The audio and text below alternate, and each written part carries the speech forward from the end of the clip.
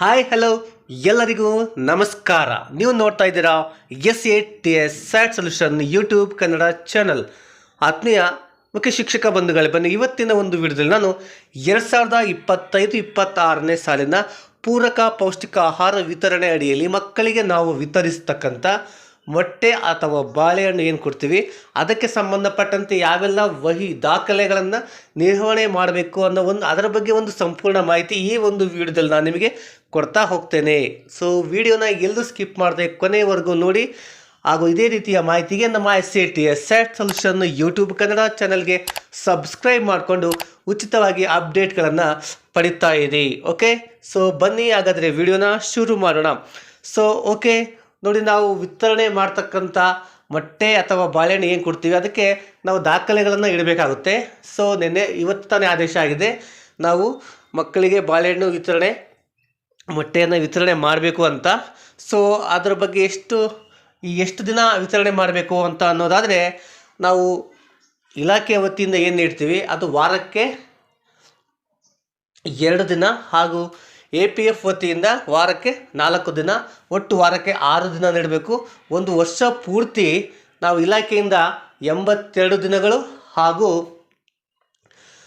APF ವತಿಯಿಂದ 162 ದಿನಗಳು, ಒಟ್ಟು 244 ದಿನಗಳು ಈ 25-26ನೇ ಸಾಲಿನಲ್ಲಿ ನಾವು ಪೂರಕ ಪೌಷ್ಟಿಕ ಆಹಾರ ವಿತರಣೆಯನ್ನು ಮಕ್ಕಳಿಗೆ ಮಾಡಬೇಕಾಗಿದೆ. ಹಾಗಾದರೆ ಅದಕ್ಕೆ ಸಂಬಂಧಪಟ್ಟ ದಾಖಲೆಗಳನ್ನು ಯಾವೆಲ್ಲ ನಿರ್ವಹಣೆ ಮಾಡಬೇಕು ಅಂತ ನೋಡೋದಾದರೆ, ಸೊ ಮೊದಲಿಗೆ 2025-26ನೇ ಸಾಲಿನ ಮೊಟ್ಟೆ ಬಾಳೆಹಣ್ಣು ವಿತರಣೆ ವಹಿ. ಸೊ ಇದರಲ್ಲಿ ನಿಮ್ಮ ಶಾಲೆ ಹೆಸರು ಕ್ಲಸ್ಟರ್ ಬ್ಲಾಕ್, ಇದು ಒಂದು ಮೇನ್ ಪೇಜ್ ಅಂತ ತಿಳ್ಕೊಬೋದು. ಸೊ ಇದಾದ ನಂತರ ನಾವು ಒಂದು ಖರೀದಿ ಸಮಿತಿಯನ್ನು ರಚನೆ ಮಾಡಬೇಕಾಗುತ್ತೆ. ಪ್ರತಿ ತಿಂಗಳು ಅದರ ಒಂದು ಸಭೆಯನ್ನು ನಾವು ಕರಿಬೇಕಾಗುತ್ತೆ. ಸೊ ಹಾಗಾಗಿ 8 ಜನ ಸದಸ್ಯರಿರ್ತಕ್ಕಂಥ ಒಂದು ಕಮಿಟಿಯನ್ನು ನಾವು ರಚನೆ ಮಾಡಬೇಕಾಗಿದೆ. ಸೊ ಇದೇನು ಹೊಸದಲ್ಲ, ಲಾಸ್ಟ್ ಇಯರ್ ಮಾಡಿದ್ವಿ. ಸೊ ಅದೇ ಖರೀದಿ ಸಮಿತಿಯಲ್ಲಿರ್ತಕ್ಕಂಥ ಸದಸ್ಯರು ಈ ವರ್ಷವೂ ಇದ್ದಾರೆ ನಿಮ್ಮ ಶಾಲೆಯಲ್ಲಿ, ಅವರನ್ನೇ ಕಂಟಿನ್ಯೂ ಮಾಡ್ಬೋದು. ಅಥವಾ ಯಾರಾದರೂ ಬದಲಾವಣೆಗಳಿದ್ದರೆ ನೀವು ಬದಲಾವಣೆ ಕೂಡ ನೀವು ಮಾಡ್ಕೋಬೋದು. ಅದರಲ್ಲಿ STMC ಅಧ್ಯಕ್ಷರು, ಪುರುಷ ಪೋಷಕರು 2, ತಾಯಂದಿರು 3, ಹಿರಿಯ ಶಿಕ್ಷಕರು, ಮುಖ್ಯ ಶಿಕ್ಷಕರು, ಒಟ್ಟು 8 ಜನರ ಒಂದು ಸದಸ್ಯರನ್ನೊಳಗೊಂಡ ಒಂದು ಸಮಿತಿಯನ್ನು ನೀವು ಖರೀದಿ ಸಮಿತಿ ಅಂತ ಮಾಡ್ಕೋಬೇಕಾಗುತ್ತೆ. ಅದಾದ ನಂತರ ಒಂದು STMC ನಡಾವಳಿಯನ್ನು ನಾವು ಪ್ರತಿ ಮೊದಲನೇ ಮಂಗಳವಾರ ನಾವು STMC ನಡಾವಳಿಯನ್ನು ಮಾಡಬೇಕಾಗುತ್ತದೆ. ಸೊ ಆ ನಡಾವಳಿ ಒಂದು ನಮೂನೆ ಈ ರೀತಿ ಇರುತ್ತೆ: ಕ್ರಮ ಸಂಖ್ಯೆ, ಚರ್ಚಿಸಿದ ವಿಷಯಗಳು, ತೆಗೆದುಕೊಂಡ ತೀರ್ಮಾನ. ಸೊ ಇಲ್ಲಿ ನಾವು ಏನು ಚರ್ಚಿಸಿದ ವಿಷಯಗಳು, ಪೂರಕ ಪೌಷ್ಟಿಕ ಆಹಾರಕ್ಕೆ ಸಂಬಂಧಪಟ್ಟಂತೆ ಈಗ ಈ ಜೂನ್ ತಿಂಗಳಿಂದ ಈಗೇನು ಆದೇಶ ಆಗಿದೆ ಅದರಲ್ಲಿ ಏನು ವಿಷಯಗಳಿದ್ದಾವೆ ಅದರ ಬಗ್ಗೆ ಚರ್ಚಿಸಿದ ವಿಷಯಗಳು, ಅದಕ್ಕೆ ಆ ಸದಸ್ಯರು ನೀವೆಲ್ಲ ತೀರ್ಮಾನ ತೊಗೊಳ್ತೀರಿ, ಆ ತೀರ್ಮಾನಗಳನ್ನು ಇಲ್ಲಿ ನೀವು ಬರೀಬೇಕಾಗುತ್ತೆ. ಸರಿನಾ? ಸೊ ನೀವು ನೆಕ್ಸ್ಟ್ ತಿಂಗಳು, ಈಗ ಈ ಜೂನ್ ತಿಂಗಳು ಮುಗಿಯುತ್ತೆ, ನೆಕ್ಸ್ಟ್ ಜುಲೈ ತಿಂಗಳಲ್ಲಿ ಏನು ಬರೀಬೋದು STMC ನಡಾವಳಿಯಲ್ಲಿ ಅಂದರೆ, ನೀವು ಜೂನ್ ತಿಂಗಳ ಒಂದು ಪ್ರಗತಿಯನ್ನು ಬರೀಬೇಕಾಗುತ್ತೆ. ಜೂನ್ ತಿಂಗಳಲ್ಲಿ ಎಷ್ಟು ಮೊಟ್ಟೆ ಕೊಟ್ಟರಿ, ಎಷ್ಟು ಖರೀದಿ ಮಾಡಿದ್ರಿ, ಎಷ್ಟು ಬಾಳೆಹಣ್ಣು ಕೊಟ್ಟರಿ, ಎಷ್ಟು ವಿತರಣೆ ಮಾಡಿದ್ರಿ, ಇಲಾಖೆ ಈ ವತಿಯಿಂದ ಎಷ್ಟು ಕೊಟ್ಟರಿ, APF ವತಿಯಿಂದ ಎಷ್ಟು ಕೊಟ್ಟರಿ ಅನ್ನೋ ಒಂದು ಸಂಪೂರ್ಣ ಮಾಹಿತಿನ ಈ ಒಂದು ಚರ್ಚೆದ ವಿಷಯ ಮತ್ತು ತೆಗೆದುಕೊಂಡ ತೀರ್ಮಾನ ಈ ಒಂದು ಇದರಲ್ಲಿ ನೀವು ಬರೀಬೇಕಾಗುತ್ತೆ. ಸರಿನಾ? ಪ್ರತಿ ಒಂದು ತಿಂಗಳಲ್ಲಿ ಮುಂದಿನ, ಈಗ ಜುಲೈ ತಿಂಗಳಲ್ಲಿ ಏನು ಮಾಡ್ತೀರಿ, ಜೂನ್ ತಿಂಗಳ ಪ್ರಗತಿ ಬರಿತೀರಿ. ಆಗಸ್ಟ್ ತಿಂಗಳ ಒಂದು ಸಭೆಯಲ್ಲಿ ಜುಲೈ ತಿಂಗಳ ಒಂದು ಪ್ರಗತಿಯನ್ನು ನಮೂದಿಸ್ತಾ ಹೋಗ್ತೀರಿ. ಹೀಗೆ ನಾವು ಅಪ್ ಟು ಮಾರ್ಚ್ ತಿಂಗಳವರೆಗೆ ಈ ಒಂದು ಸಭಾ ನಡವಳಿಯನ್ನು ಬರೀಬೇಕಾಗುತ್ತೆ. ಅದಾದ ನಂತರ ಇಲ್ಲಿ ಒಪ್ಪಿಗೆ ಪಟ್ಟಿ, ಇದು ಒಪ್ಪಿಗೆ ಪತ್ರ ಅಲ್ಲ, ನೆನಪಿರಲಿ, ಇದು ಒಪ್ಪಿಗೆ ಪಟ್ಟಿ. ನಮ್ಮ ಶಾಲೆಯಲ್ಲಿ ತರಗತಿವಾರು ಮಕ್ಕಳು ಎಷ್ಟು ಮಕ್ಕಳು ಬಾಳೆಹಣ್ಣು ತಿಂತಾರೆ, ಎಷ್ಟು ಮಕ್ಕಳು ಮೊಟ್ಟೆ ತಿಂತಾರೆ ಒಂದು ಅಂಕಿಅಂಶ ನಮಗೆ ಕೇಳ್ತಾ ಇರ್ತಾರೆ. ಯಾರಾದರೂ ವಿಸಿಟ್ ಬಂದರೆ ತಕ್ಷಣ ನಮಗೆ ಕೇಳ್ತಾರೆ. ಸೊ ಆ ಒಂದು ಅವರಿಗೆ ಅಂಕಿಅಂಶಗಳನ್ನು ಒದಗಿಸ್ಕೋಸ್ಕರ ಈ ಒಂದು ಫಾರ್ಮೇಟನ್ನು ನಾವು ರೆಡಿ ಮಾಡ್ಕೋಬೇಕಾಗುತ್ತೆ, ಈ ಒಂದು ಪಟ್ಟಿಯನ್ನು. ಸೊ ಒಪ್ಪಿಗೆ ಪತ್ರ ಬೇರೆ ಇರುತ್ತೆ, ಆ ಒಪ್ಪಿಗೆ ಪತ್ರವನ್ನು ನೀವು ಪಡ್ಕೊಂಡಿರ್ಬೇಕಾಗುತ್ತೆ, ಸಪ್ರೇಟಾಗಿರ್ತದೆ ಅದು. ಇದು ಒಪ್ಪಿಗೆ ಪಟ್ಟಿ ಇದು, ಓಕೆನಾ? ಸೊ ಆ ಒಪ್ಪಿಗೆ ಪತ್ರದ ಆಧಾರದ ಮೇಲೆ ಈ ಒಂದು ಒಪ್ಪಿಗೆ ಪಟ್ಟಿಯನ್ನು ನೀವೇನು ಮಾಡಬೇಕಾಗುತ್ತೆ, ತಯಾರಿಸ್ಕೋಬೇಕಾಗುತ್ತೆ. ಸೊ ಇದರಲ್ಲಿ ಯಾವ ರೀತಿ ಬರ್ತೀರಿ ನೀವು ಹೆಸರಪ್ಪ ಅಂದರೆ, ಸೊ ಇಲ್ಲಿ ನೋಡಿ, ನಾನು ಸುಮ್ಮನೆ ಇಲ್ಲಿ ಮಾದರಿಯಾಗಿ ಕೆಲವು ತೋರಿಸಿದ್ದೇನೆ. ಇಲ್ಲಿ ಮಗುವಿನ ಹೆಸರು ಬರ್ಕೊತೀರಿ, ಮಗು ಆಯ್ಕೆ ಮಾಡಿದ ಪೂರಕ ಪೌಷ್ಟಿಕ ಆಹಾರ. ಆ ಮಗು ಈಗ ತರಗತಿವಾರು ಬರ್ಕೋಬೇಕು. ಇದನ್ನು ಫಸ್ಟ್ 1ನೇ ತರಗತಿ ಮಕ್ಕಳನ್ನೆಲ್ಲ ಬರ್ಕೊಳ್ರಿ, ಅದಾದಮೇಲೆ 2ನೇ ತರಗತಿ ಮಕ್ಕಳು, ಅದಾದಮೇಲೆ 3ನೇ ತರಗತಿ ಮಕ್ಕಳು. ಸೊ ಈಗ ತರಗತಿವಾರು ಮಕ್ಕಳ ಹೆಸರನ್ನು ಬರ್ಕೊಂಡು ಮೊದಲನೇ ಮಗು ಏನು ತಿನ್ನುತ್ತೆ ಅಂತ ನೀವು ಒಪ್ಪಿಗೆ ಪತ್ರ ಕೊಟ್ಟಿರ್ತಲ್ವ, ಅದ್ರ ಮೇಲೆ ಇಲ್ಲಿ ಟಿಕ್ ಹಾಕೋಬೇಕು. ಮೊಟ್ಟೆ ತಿನ್ನುತ್ತೆ ಅನ್ನೋ ಒಪ್ಪಿಗೆ ಕೊಟ್ಟಿದ್ರೆ ಮೊಟ್ಟೆ ಕಾಲಮಲ್ಲಿ ಟಿಕ್ ಹಾಕಿ, ಬಾಳೆಹಣ್ಣು ತಿನ್ನುತ್ತೆ ಅನ್ನೋ ಒಪ್ಪಿಗೆ ಕೊಟ್ಟಿದ್ರೆ ಬಾಳೆಹಣ್ಣು ಟಿಕ್ ಹಾಕಿ, ಕೊನೆಯ ಕಾಲಮಲ್ಲಿ ಆ ಮಗುವಿನ ಸಹಿಯನ್ನು ನೀವು ಪಡ್ಕೊಳ್ಳಿ. ಸೊ ಇದಾದ ನಂತರ ನೆಕ್ಸ್ಟ್ ನೀವೇನು ಮಾಡಿ, ಇಲ್ಲಿ ತರಗತಿವಾರು ಆ ಮಕ್ಕಳ ಪಟ್ಟಿನ ನೀವು ಸಿದ್ಧಪಡಿಸ್ಕೋಬೇಕಾಗುತ್ತೆ. ಸೊ 1ನೇ ತರಗತಿನಲ್ಲಿ ಮೊಟ್ಟೆ ಸೇವಿಸ್ತಕ್ಕಂಥ ಮಕ್ಕಳ ಸಂಖ್ಯೆ ಎಷ್ಟು, ಬಾಳೆಹಣ್ಣು ಸೇವಿಸುವ ಮಕ್ಕಳ ಸಂಖ್ಯೆ ಎಷ್ಟು, ಒಟ್ಟು ಎಷ್ಟಾಗುತ್ತೆ. ಹೀಗೆ ತರಗತಿವಾರು ನೀವು ಮಕ್ಕಳ ಸಂಖ್ಯೆಯನ್ನು ಬರ್ಕೊಂಡು ಅದನ್ನ ಕನ್ಸಾಲಿಡೇಟೆಡ್ ಮಾಡ್ಕೋಬೇಕಾಗುತ್ತೆ. ಸೊ ಇದರಿಂದ ಯಾರಾದರೂ ಬಂದು ಕೇಳಿದರೆ 1ನೇ ಕ್ಲಾಸಲ್ಲಿ ಎಷ್ಟು ಜನ ಮಕ್ಕಳು ಮೊಟ್ಟೆ ತಿಂತಾರೆ, ಬಾಳೆಹಣ್ಣು ತಿಂತಾರೆ ಅಂತ ಅಂಕಿಅಂಶಗಳನ್ನು ನಮಗೆ ಕೇಳ್ತಾ ಇರ್ತಾರೆ. ಸೊ ಹಾಗಾಗಿ ಇಲ್ಲಿ ನೀವು ಕೇಳ್ಬೋದು, ಮಗು ಆಗಾಗ ಚೇಂಜ್ ಮಾಡ್ತಾ ಇರುತ್ತೆ, ಹೆಂಗೆ ಬರಿಬೋದು ಅಂತ. ಸೊ ಆದಷ್ಟು ನೀವು ಕನ್ವೆ ಮಾಡಿ, ಒಂದು ಸಾರಿ ಹೇಳಿದರೆ ಆದಷ್ಟು ನೀವು ಬದಲಾವಣೆಗೆ ಅವಕಾಶ ಇರುವುದಿಲ್ಲ ಅಂತ ಹೇಳಿ, ಸರಿನಾ? ಇದಾದ ನಂತರ ಪೂರಕ ಪೌಷ್ಟಿಕ ಆಹಾರ ವಿತರಣೆ. ವಿದ್ಯಾರ್ಥಿಗಳ ತೂಕ ಮತ್ತು ಎತ್ತರದ ಮಾಹಿತಿಯನ್ನು ನಾವು ಏನು ಮಾಡಬೇಕಾಗುತ್ತೆ, ನಮೂದಿಸಬೇಕಾಗುತ್ತೆ. ನಾವೇನು ಕೊಡ್ತೀವಿ ಪೂರಕ ಪೌಷ್ಟಿಕ ಆಹಾರ, ಅದರ ಒಂದು ಎಫೆಕ್ಟ್ ಯಾವ ರೀತಿ ಮಕ್ಕಳ ಮೇಲೆ ಆಗ್ತಾಯಿದೆ, ಅವರ ಒಂದು ಆರೋಗ್ಯದ ಮೇಲೆ ಅಂತ ಪ್ರೋಗ್ರೆಸ್ಸನ್ನು ನಾವು ತಿಳ್ಕೊಬೇಕಂದ್ರೆ ಅವರ ತೂಕ ಮತ್ತು ಎತ್ತರವನ್ನು ಅಳತೆ ಮಾಡಬೇಕಾಗುತ್ತೆ. ಸೊ ಇದರಲ್ಲಿ ಕೂಡ ಅಷ್ಟೇ ಮಗುವಿನ ಹೆಸರು ಬರ್ಕೊಂತೀರಿ. ತರಗತಿವಾರು ಜೂನ್ ತಿಂಗಳಲ್ಲಿ ಆ ಮಗುವಿನ ಎತ್ತರವನ್ನು ಮತ್ತು ತೂಕವನ್ನು ಅಳತೆ ಮಾಡ್ತೀರಿ. ಹಾಗೂ ಪ್ರತಿ ತಿಂಗಳ ಒಂದು ಕೊನೆ ತಾರೀಕಿನಂದು ಈ ಒಂದು ನೀವು ಮಕ್ಕಳ ಒಂದು ತೂಕ ಎತ್ತರವನ್ನು ಅಳತೆ ಮಾಡಿಬಿಟ್ಟು ಅಪ್ ಟು ಮಾರ್ಚ್ ತಿಂಗಳವರೆಗೂ ನೀವೇನು ಮಾಡಬೇಕಾಗುತ್ತೆ, ಈ ಕೆಲಸವನ್ನು ಮಾಡಬೇಕಾಗುತ್ತೆ. ಕೊನೆಯಲ್ಲಿ ದೈಹಿಕ ಪ್ರಗತಿ ಅಂತ ಇದೆ. ಏನು ದೈಹಿಕ ಪ್ರಗತಿ ಅಂದರೆ, ಈಗ ಮಗುವಿನ ಎತ್ತರ ಜೂನ್ ತಿಂಗಳಲ್ಲಿ ಎಷ್ಟಿತ್ತು, ಮಾರ್ಚ್ ತಿಂಗಳಲ್ಲಿ ಎಷ್ಟಿದೆ, ಸೊ ಎಷ್ಟು ಎತ್ತರ, ಎಷ್ಟು ಡಿಫ್ರೆನ್ಸ್ ಆಯಿತು, ಎಷ್ಟು ಎತ್ತರ ಆಯಿತು. ತೂಕನೂ ಕೂಡ ಅಷ್ಟೇ, ಜೂನ್ ತಿಂಗಳ ಅಲ್ಲಿ ಆ ಮಗುವಿನ ತೂಕ ಎಷ್ಟಿತ್ತು, ಮಾರ್ಚ್ ಎಂಡಿಗೆ ಆ ಮಗುವಿನ ತೂಕ ಎಷ್ಟಿತ್ತು, ಅದರ ಒಂದು ಪ್ರಗತಿಯನ್ನು ಇಲ್ಲಿ ತೂಕ ಎತ್ತರದಲ್ಲಿ ನೀವು ಹಾಕಬೇಕಾಗುತ್ತೆ. ಸೊ ಇದಾದ ನಂತರ ನೆಕ್ಸ್ಟ್ ಫಾರ್ಮೆಟು ಖರೀದಿ ವಿವರ. ನಾವೇನು ಖರೀದಿಸ್ತೀವಲ್ಲ ಆ ಒಂದು ಮಾಹಿತಿಯನ್ನು ಕೂಡ ನಾವಿಲ್ಲಿ ಈ ಒಂದು ಫಾರ್ಮೆಟಲ್ಲಿ ಬರೀಬೇಕಾಗುತ್ತೆ. ಇಲ್ಲಿ ಕ್ರಮ ಸಂಖ್ಯೆ ಹಾಕ್ತೀರಿ, ಖರೀದಿಸಿದ ದಿನಾಂಕ ನಾನು ಇಲ್ಲಿ ಮಾದರಿಯಾಗಿ ನಿಮಗೊಂದು ತೋರಿಸಿದ್ದೇನೆ. 2/6/2025 ಖರೀದಿಸಿದ ಪೂರಕ ಪೌಷ್ಟಿಕ ಆಹಾರ.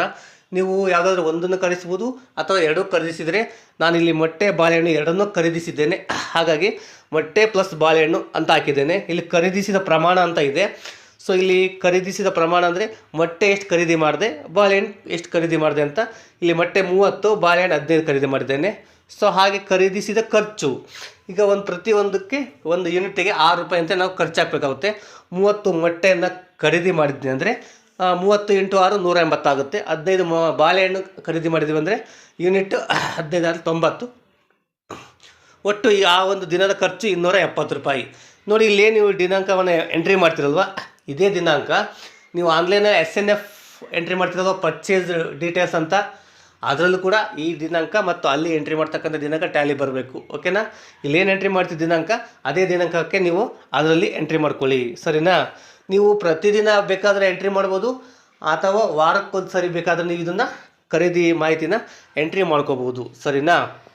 ಇದಾದ ನಂತರ ನೆಕ್ಸ್ಟ್ ಮುಖ್ಯವಾಗಿ ಬೇಕಾಗಿರ್ತಕ್ಕಂಥದ್ದು, ನಾವು ಮಕ್ಕಳಿಗೆ ಡೈಲಿ ವಿತರಿಸ್ತೀವಲ್ಲ ಆ ಒಂದು ಮಾಹಿತಿ. ಸೊ ಅದನ್ನು ಯಾವ ರೀತಿ ನಿರ್ವಹಣೆ ಮಾಡಬೇಕು ಅಂತ ಈಗ ನೋಡೋಣ. ಸೊ ನೋಡಿ, ಇದರಲ್ಲಿ ತರಗತಿವಾರು ನಾವು ಮೊಟ್ಟೆ ಸೇವಿಸುವ ಮಕ್ಕಳ ವಿತರಣೆ ವಹಿ ಅಂತ ಇದೆ. ಈ ಒಂದು ಫಾರ್ಮೆಟಲ್ಲಿ ಯಾವ ರೀತಿ ಬರೀಬೇಕಪ್ಪ ಅಂದರೆ, ಕ್ರಮ ಸಂಖ್ಯೆ ಬರ್ಕೊಂತೀರಿ, ಮಗುವಿನ ಹೆಸರು ಬರ್ಕೊಂತೀರಿ. ಇಲ್ಲಿ ಮಗುವಿನ ಹೆಸರು ಕೂಡ ತರಗತಿವಾರು ಬರ್ಕೊಳ್ಳಿ. ಇದು ಮೊಟ್ಟೆ ಸೇವಿಸುವ ಮಕ್ಕಳು ಮಾತ್ರ. ಈ ಒಂದು ಕಾಲಮ್, ಈ ಒಂದು ನಮೂನೆಯಲ್ಲಿ ಮೊಟ್ಟೆ ಸೇವಿಸುವ ಮಕ್ಕಳ ಹೆಸರನ್ನು ಮಾತ್ರ ತರಗತಿವಾರು ಬರ್ಕೊಳ್ಳಿ. ಬರ್ಕೊಂಡಾದ್ಮೇಲೆ ನೆಕ್ಸ್ಟ್ ಈ ಕಡೆ ಏನು ಮಾಡಿ, ಮೇಲುಗಡೆ ದಿನಾಂಕಗಳನ್ನು ಹಾಕಿ. ಇಲ್ಲಿ ನೀವು ಕೇಳ್ಬೋದು APFಗೆ ಮತ್ತು ಇಲಾಖೆಗೆ ಸಪ್ರೇಟ್ ಇಡ್ಬೋದು ಅಂತ. ಅವಶ್ಯಕತೆ ಇಲ್ಲ, 2 ಸರಿ ನಮೂನೆ ಮೇಂಟೈನ್ ಮಾಡ್ತಕ್ಕಂಥದ್ದು. ಈ ಒಂದೇ ನಮೂನೆಯಲ್ಲಿ ನೀವು APF ಮತ್ತು ಇಲಾಖೆದು ಬರಿಬೋದು. ಸೊ ಅದು ಹೆಂಗೆ ಗೊತ್ತಾಗುತ್ತೆ APFದು ಯಾವುದು ಇಲಾಖೆದು ಯಾವುದು ಅಂತಂದರೆ, ಸೊ ನೀವು ಇಲ್ಲಿ ನೋಡ್ಬೋದು, ನಾನಿಲ್ಲಿ ದಿನಾಂಕಗಳನ್ನು ಹಾಕಿದ್ದೇನೆ ಮೇಲೆ. ಇಲ್ಲಿ ಕೆಲವು ಕಾಲಮ್ಗಳನ್ನು ರೆಡ್ ಇಂಕಲ್ಲಿ ರೈಟ್ ಹಾಕಿದ್ದೇನೆ, ಕೆಂಪು ಇಂಕಲ್ಲಿ ರೈಟ್ ಹಾಕಿದ್ದೇನೆ. ಅಂದರೆ ಅರ್ಥ, ಆ ಕೆಂಪು ಶಾಯಿಯಲ್ಲಿ ಏನು ರೈಟ್ ಹಾಕಿದ್ದೀನಲ್ವಾ, ಆ ಒಂದು ರೈಟ್ ಹಾಕಿರ್ತಕ್ಕಂಥದ್ದು ಇಲಾಖೆಯಿಂದ ನೀಡ್ತಕ್ಕಂಥ ಒಂದು ಪೂರಕ ಪೌಷ್ಟಿಕ ಆಹಾರದ ಮಾಹಿತಿ, ಸರಿನಾ? ಈಗ ಫಾರ್ ಎಕ್ಸಾಂಪಲ್ ಮಗುವಿನ ಹೆಸರು ಬರೆದಿದ್ದೀನಿ. ಈಗ 1ನೇ ತಾರೀಕು ಆ ಮಗು ಪ್ರೆಸೆಂಟ್ ಇತ್ತಾ, ರೈಟ್ ಹಾಕಿ.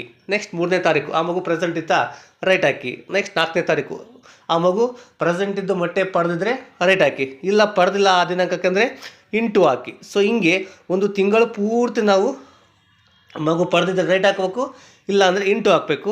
ಆ ಒಂದು ಮೊಟ್ಟೆ ಪಡೆದ ದಿನಗಳು, ಒಟ್ಟು ಆ ತಿಂಗಳಲ್ಲಿ ಎಷ್ಟು ಮೊಟ್ಟೆಯನ್ನು ಆ ಮಗು ಪಡೀತು ಅಂತ ಅಲ್ಲಿ ಮೊಟ್ಟೆ ಪಡೆದ ದಿನಗಳನ್ನು ಅಲ್ಲಿ ಹಾಕ್ಬಿಟ್ಟು ಪಕ್ಕದಲ್ಲಿ ತಿಂಗಳಿಗೆ ಒಂದು ಸಾರಿ ಮಾತ್ರ, ತಿಂಗಳಿಗೆ ಒಂದು ಟೈಮು ಕೊನೆಯಲ್ಲಿ ಮಗುವಿನ ಸಹಿಯನ್ನು ಇಲ್ಲಿ ನಾವು ಪಡ್ಕೋಬೇಕಾಗುತ್ತೆ.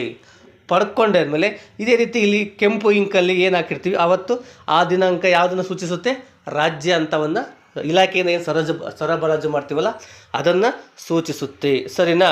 ಸೊ ಇಲ್ಲಿ ಕಾಲಮಲ್ಲಿ ಕೂಡ ನೀವು ಆ ತಿಂಗಳು ಮುಗಿದ ತಕ್ಷಣ ನೀವೇನು ಮಾಡಿ ಆ ತಿಂಗಳದ್ದು ಡೇಟ್ ವೈಸ್ ಕನ್ಸಾಲಿಡೇಟೆಡ್ ಮಾಡಿ ಇಲ್ಲಿ ಇಲಾಖೆಯಿಂದ ಮಾತ್ರ ಹಿಂಗೆ ರೌಂಡ್ ಮಾಡ್ಕೊಳ್ಳಿ, ಅದು ಇಲಾಖೆಯಿಂದ ಕೊಟ್ಟಿರ್ತಕ್ಕಂಥದ್ದು, ಉಳಿದದ್ದು APF ಇಂದ ಕೊಟ್ಟಿರ್ತಕ್ಕಂಥದ್ದು ಅಂತ ಒಂದೇ ಫಾರ್ಮೆಟಲ್ಲಿ ನಿಮಗೆ ಗೊತ್ತಾಗುತ್ತೆ. ಸರಿನಾ? ಸೊ ಇದೇ ರೀತಿ ನೀವೇನು ಮಾಡಿ ಬಾಳೆಹಣ್ಣು ಸೇವಿಸ್ತಕ್ಕಂಥ ಮಕ್ಕಳ ಮಾಹಿತಿಯನ್ನು ಕೂಡ ನೀವು ಇದೇ ರೀತಿ ಸಪ್ರೇಟಾಗಿ ಅದಕ್ಕೊಂದು ನಮೂನೆಯನ್ನು ನೀವು ನಿರ್ವಹಣೆ ಮಾಡಬೇಕಾಗುತ್ತೆ. ಸೊ ಇದರಿಂದ ಏನಾಗುತ್ತೆ, ನಮಗೆ ದಿನಾಂಕವಾರು ಸ್ಪಷ್ಟವಾದ ಮಾಹಿತಿ ಸಿಗುತ್ತೆ. ಸೊ ಅದಾದ ನಂತರ ಬರ್ತಕ್ಕಂಥ ನಮೂನೆ ಯಾವುದಪ್ಪ ಅಂದರೆ ಈಗ ಕಾಣ್ತಾ ಇದೆ ನೋಡಿ ಈ ನಮೂನೆ. ಸೊ ಇಲ್ಲಿ ದಿನಾಂಕವನ್ನು ಹಾಕ್ತೀರಿ, ಇಲ್ಲಿ ಮೊಟ್ಟೆ ಮಾತ್ರ ಸೇವಿಸುವ ಮಕ್ಕಳು ಒಂದು ಕಡೆ, ಬಾಳೆಹಣ್ಣು ಮಾತ್ರ ಸೇವಿಸ್ತಕ್ಕಂಥ ಮಕ್ಕಳು ಒಂದು ಕಡೆ. ನೀವೇನು ಮಾಡಿ ದಿನಾಂಕವನ್ನು ಹಾಕ್ಬಿಟ್ಟು 1ನೇ ತರಗತಿನಲ್ಲಿ ಆ ಒಂದು ದಿನಾಂಕಕ್ಕೆ ಎಷ್ಟು ಮಕ್ಕಳು ಮೊಟ್ಟೆ ಸೇವಿಸ್ತಾರೆ, ಎಷ್ಟು ಮಕ್ಕಳು ಮೊಟ್ಟೆ ಸೇವಿಸಿದ್ರು, 2ನೇ ಕ್ಲಾಸಲ್ಲಿ ಎಷ್ಟು, 3ನೇ ಕ್ಲಾಸಲ್ಲಿ ಎಷ್ಟು, ತರಗತಿವಾರು ಆ ಒಂದು ದಿನಾಂಕಕ್ಕೆ ಅನುಗುಣವಾಗಿ ಹಾಕ್ಬಿಟ್ಟು ಆ ದಿನಾಂಕಕ್ಕೆ ಒಟ್ಟು ಮೊಟ್ಟೆ ಸೇವಿಸ್ತಕ್ಕಂಥ ಮಕ್ಕಳು ಎಷ್ಟು ಅಂತ ಇಲ್ಲಿ ಬರುತ್ತೆ. ಎಕ್ಸಾಂಪಲ್ ಇಲ್ಲಿ 1ನೇ ತರಗತಿಯಲ್ಲಿ 2, 2ನೇ ತರಗತಿಯಲ್ಲಿ 3, 3ನೇ ತರಗತಿಯಲ್ಲಿ 4, 4ನೇ ತರಗತಿಯಲ್ಲಿ 5, ಹೀಗೆ 7ನೇ ತರಗತಿವರೆಗೆ ಒಟ್ಟು 23 ಮಕ್ಕಳು ಮೊಟ್ಟೆಯನ್ನು ಸೇವಿಸಿದ್ದಾರೆ. ಹಾಗೆ ಬಾಳೆಹಣ್ಣು ಸೇವಿಸ್ತಕ್ಕಂಥ ಮಕ್ಕಳ ಹಾಜರಾತಿಯನ್ನು ಈಗ ಹಾಕ್ಬಿಟ್ಟು ಅವು ಒಟ್ಟು ಮಕ್ಕಳು ಇಲ್ಲಿ 29 ಬಾಳೆಹಣ್ಣು ಸೇವಿಸ್ತಕ್ಕಂಥದ್ದು, ಮೊಟ್ಟೆ ಸೇವಿಸ್ತಕ್ಕಂಥ ಮಕ್ಕಳು 23, ಒಟ್ಟು 52 ಮಕ್ಕಳು ಆ ಒಂದು ದಿನಾಂಕಕ್ಕೆ ಏನು ಮಾಡಿದ್ದಾರೆ, ನಮಗೆ ಪೂರಕ ಪೌಷ್ಟಿಕಾಹಾರವನ್ನು ಪಡೆದಿದ್ದಾರೆ ಅಂತ ಹೇಳ್ಬಿಟ್ಟು ಇಲ್ಲಿ ಕೊನೆಯಲ್ಲಿ ಆ ದಿನಾಂಕಕ್ಕೆ ಮುಖ್ಯ ಶಿಕ್ಷಕರ ಒಂದು ಸಹಿಯನ್ನು ಹಾಕ್ಬಿಟ್ರೆ ಆ ದಿನಾಂಕದ್ದು ಮುಗಿಯಿತು. ಸೊ ಹೀಗೆ ಆ ಒಂದು ತಿಂಗಳ ಪೂರ್ತಿ ಏನಿದೆ ನಾವು ದಿನಾಂಕವನ್ನು ಹಾಕಬೇಕಾಗುತ್ತೆ. ಇಲ್ಲಿ ಕೇಳ್ಬೋದು, ಕೆಲವು ಲೈನ್ ರೆಡ್ ಇಂಕಲ್ಲಿ ಬರೆದಿದ್ದೇನೆ, ಅದೇ ಹೇಳಿದ್ನಲ್ವ, ಇಲ್ಲಿ ಕೆಂಪು ಶಾಯಿಯಲ್ಲಿ ಏನು ಬರೆದಿದ್ದೇನೆ ಅದು ಇಲಾಖೆಯಿಂದ ನೀಡ್ತಕ್ಕಂಥ ದಿನಾಂಕ. ಇಲಾಖೆಯಿಂದ ನಾವೇನು ನೀಡ್ತೀವಿ, ಮಂಗಳವಾರ ಮತ್ತು ಶುಕ್ರವಾರ ಏನು ನೀಡ್ತೀವಲ್ಲ ವಾರಕ್ಕೆ 2 ದಿನ, ಆ ಒಂದು ದಿನಾಂಕಗಳ ಮಾಹಿತಿಯನ್ನು ನಾವಿಲ್ಲಿ ರೆಡ್ ಇಂಕಲ್ಲಿ ಬರೆದ್ರೆ ಗೊತ್ತಾಗುತ್ತೆ ಅದು ಇಲಾಖೆಯಿಂದ ನೀಡಿರ್ತಕ್ಕಂಥ ಮಾಹಿತಿ. ಬ್ಲೂ ಇಂಕಲ್ಲಿ ಬರೆದಿದ್ರೆ ಅದು APF ವತಿಯಿಂದ ನೀಡ್ತಕ್ಕಂಥ ಮಾಹಿತಿ ಅಂತ ನಮಗೆ ಗೊತ್ತಾಗುತ್ತೆ. ಅದಾದಮೇಲೆ ತಿಂಗಳ ಎಂಡಿಗೆ ನಾವೇನು ಮಾಡೋಕ್ಕಾಗುತ್ತೆ, ಈ ರೀತಿ ಒಂದು ಗೋಷುವಾರೆಯನ್ನು ಹಾಕೋಬೇಕಾಗುತ್ತೆ.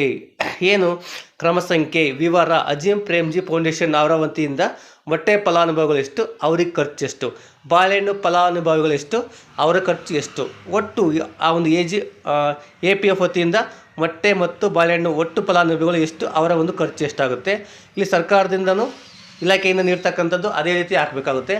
ಅದಾದ ನಂತರ ಒಟ್ಟು ಈ ರೀತಿ ಕನ್ಸಲ್ಟೇಟ್ ಮಾಡಿದರೆ ನಮಗೆ ತಿಂಗಳ ವೈಸು ನಮಗೆ ಎಷ್ಟು ಖರ್ಚಾಯಿತು ಅನ್ನೋದು ಒಂದು ಸ್ಪಷ್ಟವಾದ ಮಾಹಿತಿ ನಮಗೆ ಸಿಕ್ಕೋಗುತ್ತೆ. ಸರಿನಾ?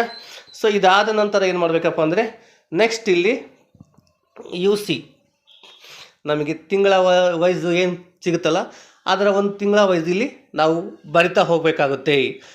ತಿಂಗಳವಾರು ಖರ್ಚು ವೆಚ್ಚ ವಿವರ ಅಂತ. ಈಗ ಉದಾಹರಣೆ ಜೂನ್ ತಿಂಗಳು ನಾನು ಇಲ್ಲಿ ಮಾದರಿಯಾಗಿ ಬರೆದಿದ್ದೇನೆ. ಮೊಟ್ಟೆ ಫಲಾನುಭವಿಗಳು 150 ಜನ ಇದ್ದರೆ ಮೊಟ್ಟೆ ಖರೀದಿ ವೆಚ್ಚ ಎಷ್ಟು, ₹5.20. ಸೊ 150 × ₹5.20 ಹಾಕಿದರೆ 780 ಆಗುತ್ತೆ. ಸುಲಿದ ವೆಚ್ಚ 30 ಪೈಸೆ, ಅಂದರೆ ₹45 ಆಗುತ್ತೆ. ಅದು ಗ್ಯಾಸ್ ವೆಚ್ಚ 50 ಪೈಸೆ, ₹75 ಆಗುತ್ತೆ. ಒಟ್ಟು ₹6ಗೆ ಮೊಟ್ಟೆ ಖರ್ಚು ಎಷ್ಟಾಗುತ್ತೆ, ಆ ಒಂದು ಫಲಾನುಭವಿಗೆ ತಕ್ಕಂತೆ ₹900 ಆಗುತ್ತೆ.